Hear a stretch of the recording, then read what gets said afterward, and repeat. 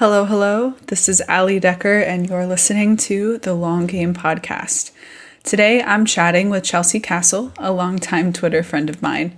When I put out a call for content leaders to chat with on the long game, Chelsea came highly recommended.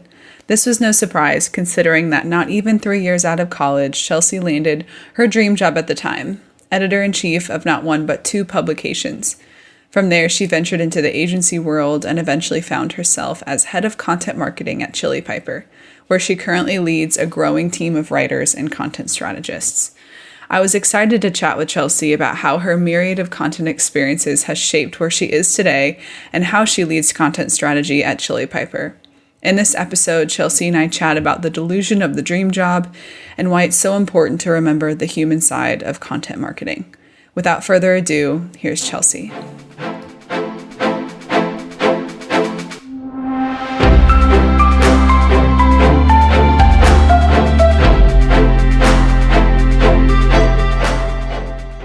Chelsea, thank you for hanging out with me today. I'm excited to learn more about your content journey, your background in content and writing, and kind of how it's all coincided where you are today. I'd love to start with just a question I like to ask everyone. What has your content journey looked like? Well, first of all, thanks for having me. Excited to chat with you. In terms of my content journey, I think a lot of content marketers and what I'm learning is people in SaaS in general have very interesting, unique paths. Mine is also probably a little funky. I actually started in journalism. So I studied journalism at Ohio State, worked in newspapers, magazines. My dream job was to be the editor-in-chief of a magazine, and I was really lucky and grateful that was one of my first jobs out of college. So I ran two magazines, started one from scratch, and loved it. So grateful for that experience. But then I'm like, okay, well now what the F do I do after I escalated quickly. So I went into the agency world. All of my skills kind of directly transferred over. Worked at a marketing and branding agency, both on the marketing side, like marketing the agency out into the marketplace, and then also on the client side. So that's where I started to get really deep into digital work, did a lot of UX work, really loved it. So we were crafting websites for our clients, and I was leading content strategy creation, doing a lot of the UX designing with designers and engineers, and just really loved that space. And I think that's where I really learned that I wanted to work in tech without knowing that I wanted to work in tech. I loved that space. I also, it's just a fun aside that I always like to share. I was homeschooled in middle school, online before online schooling was a thing. No way. Yeah, just for fourth grade. But we didn't have computers or anything. So I can relate to that. Yeah, it changes you. I think you learn a lot of skills. And I'm glad that I had a mix of that and public school to help me with my socialization skills. But during that time, I just had to learn to be intuitive. I was kind of on my own on the computer, taught myself HTML and CSS, and just naturally became intuitive with understanding technology. Whereas now, your parents are I can't figure out why it's doing the same. Well, you have to figure it out. Technology is not perfect. Yeah. So I just kind of naturally had that intuition of, well, if this is happening on this website or this app, then here are things I have to do. Or I was also just fascinated with understanding how things worked. That's so interesting. I digress a little bit there. After the agency world, I moved to Nashville, where I live now with my husband, and I worked for a large tech company, campaign monitor / CM Group / Emma. So I worked primarily on Emma, email marketing tool, but it was part of CM Group, which is a family of 7 brands, I think now 8 or 9. So that was an amazing experience, getting to actually work in the tech space, which can be hard to break into. Led content there, and then I made my way to Chili Piper, where I'm the director of content. So just really deep into the startup tech world. That's so interesting. Most folks I've talked to as part of this podcast have either agency and / or journalism experience. And I'm curious, do you find yourself do you like that you have that journey? Do you like that you have that journalism background? Do you think it's an asset for you? Oh, for sure. Yeah. Some of the best marketers I know are former journalists. I think for a little while, I almost felt like a sellout. Yeah. Like journalism was so core to my like values in life, but journalism has also changed so much. Are you pro or anti cussing on this? Oh, go for it. Okay. I'm like, I stopped myself a couple times just because it's natural. No, I do it all the time. So I love it. Okay, cool. What is it? You thought you were selling out. Oh yeah. So journalism is just like a totally different world now. At the time, it really was the fifth estate. Social media was a little different. It was still called media at the time, very old school. Now I just feel like the skills are so directly transferable, and journalism is inherently about the human element of a story. The interview skills you learn, this like way that you structure content, focusing on like the human element again, like I said, and understanding what drives a human connection with content, because that's your goal, outside of just kind of like holding people accountable in the stories you tell. But the storytelling, the interview skills, the dissecting of content too, and just understanding, again, like connecting with the human on the other end of it makes marketing feel less like marketing. Yeah. And I think the best marketing today doesn't actually feel like marketing. So when you're just telling a story and you're being strategic, intentional about it, then I think that's like the best content that I see out there. So journalism is just a really nice foundation to work from. What role does that background and that experience play in the strategy you have in your current job now? Just a good question.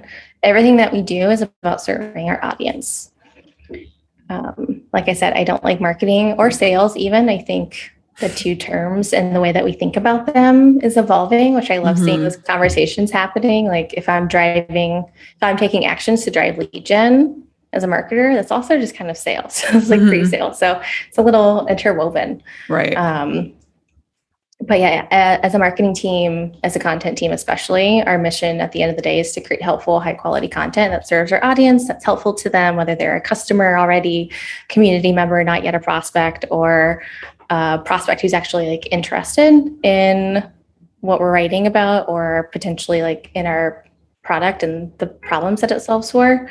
Our goal is just to serve them with content that's helpful, that's valuable, that actually gives them tangible takeaways, that's not fluff. So that when they do have a problem that we can solve, they know to come to us. Or we've also just gotten really good at kind of like brand affinity, even if you're not a user. Right. So that's kind of how we think about everything that we do, whether it's an email, whether it's an ad. I always think about the human on the other end of it. I think a lot of people don't. Yeah, definitely. I think because my career is entrenched in marketing. And it's been like it's had to be a very intentional process of like not thinking immediately about like the analytics or like the bottom line. Like I think those things come into play, but I think content marketing is such an interesting crossroads of like creativity and analytics and performance. But having like my degree in marketing it's been an interesting switch from focusing on the analytics solely and remembering the creative and like human element. So I'm always curious, like where people started in their content journey. Cause like you said, it's like, you don't major in content marketing. I've seen journalism, I've seen English, I've seen marketing, I've seen biology. So it's such an interesting question I like to ask everybody. So when you lead with that, human element, what are you measured on? Like, what's your team measured on? Interesting you asked that, because I agree with everything that you just said. I feel really really strongly in agreement about, because we over-index on measuring, I think, traditionally as marketers, and you are just so focused on over-measuring, and then you're underserving your audience and under-delivering. So I think it's a balance, right? Because data and analytics are important. I love all my spreadsheets. I love all of the data that we get from our myriad of tools in our tech stack, right?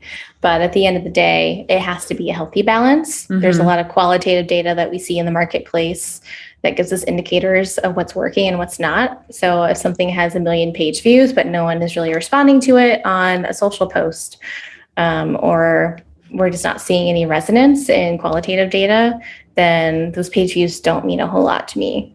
So it's a balance, I think, of consideration of data and research and whatnot. In terms of measuring, so we are measured on pipeline and revenue, in terms of what can be measured from a content perspective. As we all know, there's the dark funnel and a lot of things that cannot be attributed. I'm lucky to work for a CEO who understands that. Yep. Our CEO is also question. Yeah, our CEO also runs marketing right now. So we don't have a VP marketing or a CMO. At least that just happened this year. He's been running marketing. So it's nice that the person who is kind of in charge of the trajectory and the vision and the future of the business is also leading marketing and understands the roles that sales and marketing both play together. Yeah. So we're measuring on pipeline, we're measuring on revenue, what some people call SQLs. We call them QHMs, qualified held meetings, because that's the only thing that we can control, right? Like we can't always control if the sale closes or not, or what that looks like. So we're measuring on those things, but also like a multi-attribution bucket. So it's like a team bucket essentially, because we all know demand gen is kind of at the core and it supports every other marketing function, and everything that we do together is interwoven. So as opposed to being attribute or having, attributable goals per function isn't how marketing works at all. So we have like a team bucket and then also brand engagement. So that all of the affinity that we're garnering from videos and kind of like brand, knowing that brand drives demand, that kind of has like its own bucket as well. So what kind of relationship does content have with the rest of your organization? And if it's positive and if it's kind of a two-sided relationship, how have you built that with those like department heads or leaders? Yeah, so that's a great question. Something that we put in place in January of this year is something called Centers of Excellence. And it's really just the idea that as a company, we want every department to be its own center of excellence. So we draw from what other people and other organizations do really well in that respective function, learn from it, take our own expertise and kind of shape how we want to be excellent in our own way. And some of the output of that is content. So through that, it's kind of happened organically for me and my team, mostly me, because I was a one-woman team at the time. I just hired a bunch of people over the last couple of months. So for most of this year as a one-woman show. But I got to work with department heads who are on-target personas, like sales and marketers are personas. So working with on-target personas to write content that would be valuable to our audience, to write about what they're doing, how Chili Piper uses Chili Piper, et cetera. So through that, I've kind of had the opportunity to naturally cultivate some of that rapport, especially with our VP of customer success, Gemma. She is just phenomenal. And I kind of collaborated with her on a whole content stream called CCO Secrets. So getting to work that closely with somebody at the executive level who also sits, obviously leads the CS team, which encompasses not just like CSMs, but also support. Yeah. Has been huge, because there's a gold mine of info, as we know, that sits with the people who work directly with our customers. So those are some ways, but we also just, now that I have a team, I've been spending pretty much like at least 1 or 2 meetings a month, meeting with department heads to kind of sync on what each other is working on. A lot of times just the lack of visibility can lead to just a misunderstanding. And I think as humans, like we make assumptions and observations, but like when you actually know what's going on, when sales team knows what content we're planning and that might be useful to them or vice versa, like having organic, natural conversations to build that rapport and sync on what each other's working on helps us continue to cultivate like a one team mindset. Right. So tell me about the hiring process this year. Like what prompted that and how did it go? And like, what kind of roles did you hire for? Oh man, growth. Growth has been insane. I was hired 62 or 63. Okay. And we are at like 150 something, I think. Wow. So that's been in less than a year. But it's all good things. It's good growth, right? Like we're growing for a reason. For most of this year, I was a senior content marketing manager at the beginning of the year. Then I had another colleague who was the same role. She moved to product marketing, which was really cool. She's loving that. And then it was just me. So when I was promoted to director, I was like, okay, well, I need some other humans to help me do these things. So I created a plan. We've kind of had to figure out our SEO strategy a lot over the last year in terms of what works and what doesn't, and what sort of purpose we want that to solve for us, and what SEO looks like at Chili Piper. So my first hire was a senior SEO manager. He also has a lot of background in data and analytics. So, and he's new to SaaS, which has been really exciting. Where did he come from? He came from a company called Fit Small Business. Oh yeah. Okay. I've heard of them. Yep. So yeah, he's just been a great addition to the team. He's kind of like my right-hand man, really understanding like not just SEO in the traditional sense, but he's really skilled in on-page, off-page, technical analytics, all of the things. So he's been great to kind of set that foundation at the team level. And then I hired 2 content marketing managers, and then I'm also hiring for 2 more. That's awesome. If anyone's looking. So what was the process like from going, I'm assuming mostly practitioner, to then more of a people manager, like high level strategy builder? Yeah, it's hard. It's a balance. We also don't believe in leaders at Chili Piper who just get to sit there and think. Everyone's an IC. Okay. So I'm an IC as well as leading a team. And honestly, it's fucking nuts sometimes, but I love it. Because I want to be doing the work. I want to be writing. Yeah. But I've also always led people. Like ever since college, I've had like a team of some sort, whether it was freelancers, whether it was interns. Like I've always led people. And that's not the thing for everyone, right? Like I have some people on my team who are like, nope, I don't want to lead a team. That's not an interest or a skill set of mine. Yep. And we believe that promotions and progression in careers should not be contingent upon leading people. Yeah.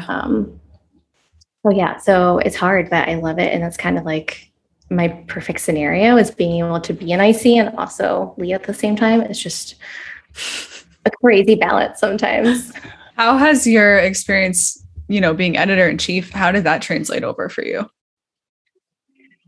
Yeah, that was fun because I want to say I was a one-woman show, but it was me. And then I had to create a team of writers. And I had a couple designers, but I had to figure out how. I also laid out. So I got some production design jobs. So I literally laid out every single page of a magazine weekly for like 3 years.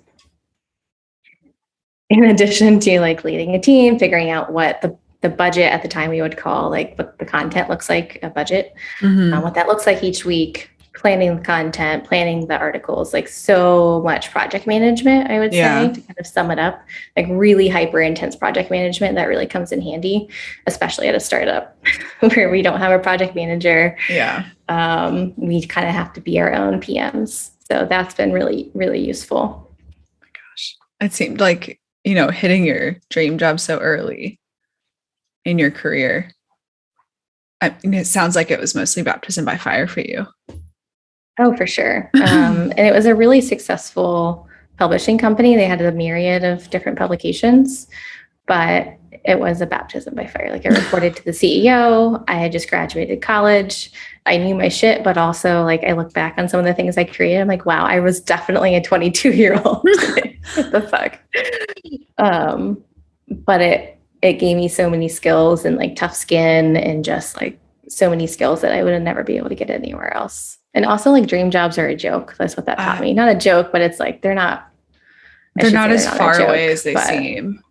Yeah. It's like, it can be, I think when you call it a dream job, to your point, it makes it seem less attainable than it really is. So what was that like when you realized I've arrived, but I'm not finished yet? Like, what was that feeling like? Question. I don't know if I looked at it that way. I think it just felt like this thing. Yeah, it felt like this like pie in the sky thing I wanted to do. And then once I was doing it, because I led a weekly tabloid that we turned into a glossy mag, and then I started a quarterly like hefty fitness publication. So it wasn't until I think I started the latter one that I was like, oh wow, I'm really doing this. I'm trying to figure out how to build a magazine, like a magazine. Sounds incredible. I think being younger, I had, and this is like getting really personal. I love it. I had I think I had a little more confidence because not more confidence, but like there was no imposter syndrome. I was never like, who am I to be building a magazine? Like I've never done this before. I was just like, okay, I've been given this opportunity for a reason, so I'm just going to do my best.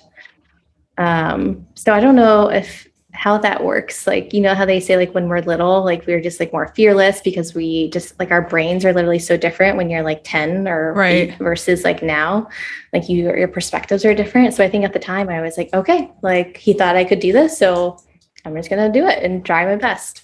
Where now I'd be like, who did I think I was? Like there was no imposter syndrome at the time. There was no like, it's not to say I like was super like I knew like 100% of what I was doing because I wasn't. Some days I'm like, I have no clue what to put on the cover. Like it was a hard job. Right. But yeah, it's really, What do you I never think really thought that about came that from? before. Do you just think you had like really good influence in your life at the time and like just a really positive outlook? Or was it, like you said, more of just young brain?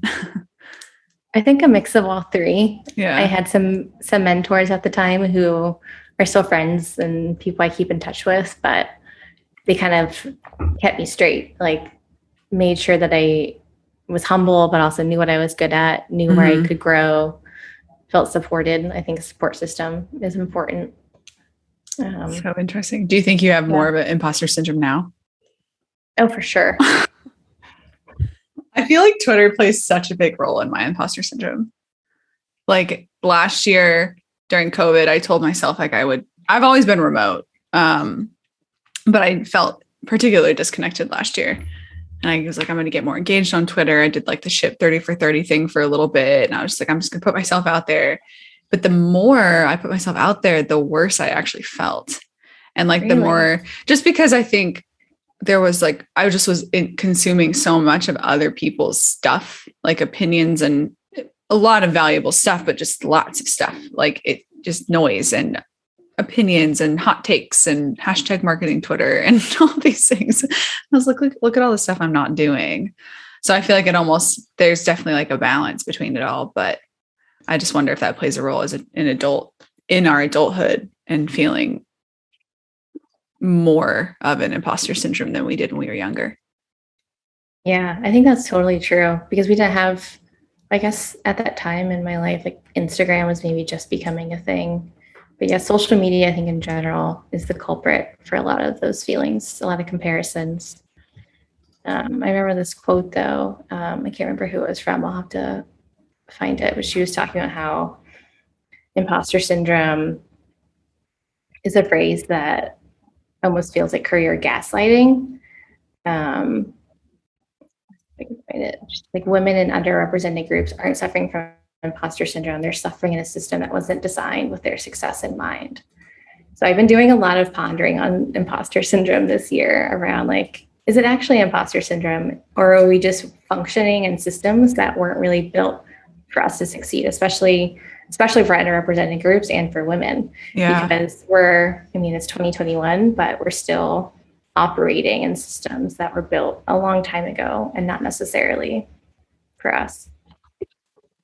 That's really so interesting. No, that I've never heard it phrased that way. And I also think imposter syndrome is used so frequently that once you become aware of it, it's like, that's kind of where you stop and you don't actually try to figure out. Like the awareness portion for me was such a big climb. And now that I'm aware of it, part of me is like, oh, that's just imposter syndrome. Like I don't actually challenge the notion and try to like work through it because I don't know what the other side looks like for me. I always thought the older I get, the more confident I get. But actually, like you said, it sometimes feels like the opposite. Like I'm waiting for it to just fade. Mm-hmm. And it's almost like a very intentional, the same way as like body dysmorphia, all that stuff. Like it's a very intentional process of like rewiring. Almost feels like that work is harder than like our actual jobs sometimes. It's true, especially in the tech world, right? Where 1% of VC funding goes to women. And it's hard to see female leadership at companies as well. And you think of top influential marketers, right? They're all white men. And that's not to say that they're not brilliant. Like they know their shit. I learn a lot from them, but I actually made a post about that recently on Twitter. You know, I've seen that where I'm like, okay, so where are the non-white men? Just so I can be like, what are other influential marketers out there who are killing it? It was a great dialogue. Yeah. So do you find that Twitter is an asset in your career and your like network? How does it, like, what role does it play for you? Twitter is interesting because I got on it very young in college, and at the time it was like this little town hall almost in Columbus, Ohio, where I was at the time, or where my hometown is. I built a lot of my connections there. I got my first internship on Twitter, just from having conversations with people. So I think it's always been like near and dear to my heart. Yeah. Now I think I kind of, I was actually running social media when I was at the agency. It was one of my first jobs, and that killed social media for me. I think being an S&M, I'm like, I didn't want to do it for personal purposes anymore. Now it's so different. There's marketing Twitter and the tech space, conversations on there and whatnot. It's critical, I think. I learned so much. There's also, I mean, with everything, there's pros and cons, but there's like some crazy shit on there. But also, I've learned a lot. I met amazing people like you and many others. Like it's been a huge asset for things I've learned, and also like people to connect with, to collaborate with, in like my day job. So it's been awesome. Yeah, I think for me, it was just a challenge about curation. Like for any social media, opening the door too wide and it kind of drowns everything out, even the good stuff. So after my foray into Twitter last year, I started like really pulling back on who I followed and like really thought critically about that. And I think you have to get to the point where you feel like flooded, and then you kind of understand, okay, this is the purpose it serves for me. Because I'm not in a space where I can catch all of that mentally. Like I'm not as much of a sponge as I was even a couple of years ago in my career. And I think it's the same as like picking an audience for like a product, right? Like it can't be everybody and everything. And I think treating yourself the same way, it's kind of the key I found, just being really, really particular. So we'll change topics a little bit. I know we went on a long digress. So many good questions I want to ask you. What's one job experience that you never hope to repeat? Oh. If you have more than one, you can share it, but we'll start with one. Oh, that's a great question. I never hope to repeat. Oh my gosh. I'm not good at being on the spot. Let me think. It can be like a project or like a whole job. However you want to define that. Mm-hmm. Yeah, that's interesting. It's so hard. Like, how do I say that without pissing people off? I worked at a company where content marketing was not understood. And there were certain projects that you just couldn't ever make happen. Lots of like stonewalling, red tape. You also can't say that you believe in having content marketing if you're constantly cutting the content marketing budget. Like, okay, you don't understand that function if you're not even willing to put any budget there. And that just led to a lot of projects that were very stressful, misaligned. Felt like you don't have a lot of purpose if you're just constantly running in circles or red tape. That's just like a short answer, I guess. But just like working for a place that doesn't understand your function or your role doesn't make you feel very good as a human who's just trying to like do a job every day. Did you feel like you had to be an educator, like about your own job? Yes, but also like feeling like that wouldn't matter. Like nobody would care. So invalidating. Yeah, exactly. So how were you hired and then not supported? Did the person leave? Yep. That's usually how it goes. Dang. So how has that made you better at the job you're at today? I think it made me sharper and kind of just a little more astute at knowing how things should be or could be versus kind of just like cutting through the bullshit. I think it made me learn a lot about just because somebody is in a position or has a platform or has a title doesn't mean that they know what they're talking about, which sounds a little aggressive, but no, it's so true. I think there's a lot we can learn from each other, regardless of your level or title. And just because you have a certain title or a certain responsibility doesn't mean that you should be wielding so much power over others. And I think in general, like it taught me a lot about org structure in general, which is nice. Like we don't have a lot of that like hierarchy. Like we have traditional hierarchy here, but we don't think about it that way. Like we all own our shit and have our lanes, but we're very collaborative and there's no like, oh, well, I have this title, so I have say over you. Like we just don't operate that way. Like we're all humans, we're all on the same team. So it just taught me a lot about being able to kind of see through some of those like constructs and be able to think differently about what people bring to the table. That's really cool. So what's one thing you believe about content marketing or content or marketing that most people disagree with you on? Oh, Allie, I have so many contrarian opinions. Give them all to me. I'd like to hear them. When you do like the Myers-Briggs, it gives you like a profile now. I think it's told me that I'm like the independent challenger or something, which is just like a nicer way of saying like overly opinionated. No, that's great. Yeah, I don't know if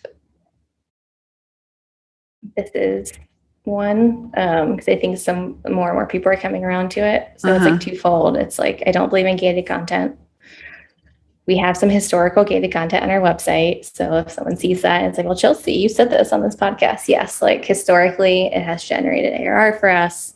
We have historical content. But in general, I don't believe in gated content. I don't believe that's how people buy. I don't believe that's how people should be consuming your content or is like the most effective way to offer up your content. Yeah, so gated content, and also I have to edit this part out because I just had like a brain fart. So gated content and the funnel. So gated content and the funnel. We think every marketer knows what a funnel is. There's sales funnel, traditional funnel, marketing funnel, blah, blah, blah. I do think intent is a real thing in terms of what like somebody is most likely at a certain stage of intent when they're interacting with you, no matter where that might be. But the traditional funnel in terms of like, oh, well, this person went to this website and then they clicked on this ad. So let's put them in the email nurture and then send them a case study. Like that's not how shit works. Like that's not how we buy. It's like a spider web, or it could be an A to B. It could be like, I've heard about you. That's not attributable. I went to your website and came inbound, requested a demo and became a customer. Like that's just, people don't buy in the traditional funnel cycle. So those would be my answers. I don't believe in gated content. And I think the way that people think about the traditional funnel is not real. The traditional funnel in respect to like SaaS or just in general? In respect to SaaS, I mean, of course, there is a buying funnel in terms of once they come in, right? Right. Like that is a very real thing. That is what we solve for. Like the leaky funnel is a thing, and Chili Piper solves for that. But in general, in terms of how content marketing in the past, I think I would kind of like clarify it by saying like in the way that content marketers think about planning content for the funnel. Thinking that people are at this stage and then you do take X action, and then they're at this stage and then you take Y action. Like that's just not how people buy. It's not as linear. Interesting. So why do you believe what you do about gated content? So it kind of goes back to what I was saying about the human element. If I want someone's content, I want the content. That doesn't mean that I'm a lead. That doesn't mean that I'm a qualified prospect. I just want the content. Like this has happened most recently. I think it was, I won't shout out names. I just was really interested in this like guide or this template. I filled out the form because I wanted it. And then I got a phone call the next day and I'm like, how did you get my phone number? That wasn't on the form. I just wanted your content. Oh my gosh. Like, that doesn't make me a lead. That's really frustrating. That doesn't give me a good impression of your brand. I even told the dude, I was like, look, I know this is your job to like respect, but also like, I just want your content. Like, I'm not interested in like being a customer. And he's like, okay, cool. Got it. So like, I'm not like being a dick to these people, but it's just like, that's not a huge reality. leap. Yeah. Yeah. So where in the site, in the experience, would you say is the best place to capture that information? What shows a higher intent? So it's all about entry, I think. So we have a lot of CTAs that are, I guess you could call them passive CTAs. Mhm. So while you're engaging with content and you like it, it's like, hey, if you enjoyed this content, like follow our newsletter, just keep in touch. Or some of our content that is really bottom of funnel, especially like versus and alternative content. If you're like, hey, like if you're interested, just based off this content, obviously these are not the words we use, chat with us and then check out the product. So it should always be their choice, and it is their choice. But especially with gated content, that's not the intent is misguided there. Yeah, I've been on the receiving end of that stuff too. Well, I know we're coming up on time, so I like to ask this question like at the very end, but what's the most impactful piece of advice you've ever been given? It can be in regards to your job or just life.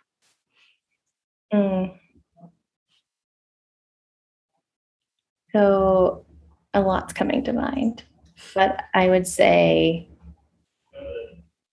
my kind of going back to like my career trajectory and also like what you said about a lot of content marketers having various backgrounds.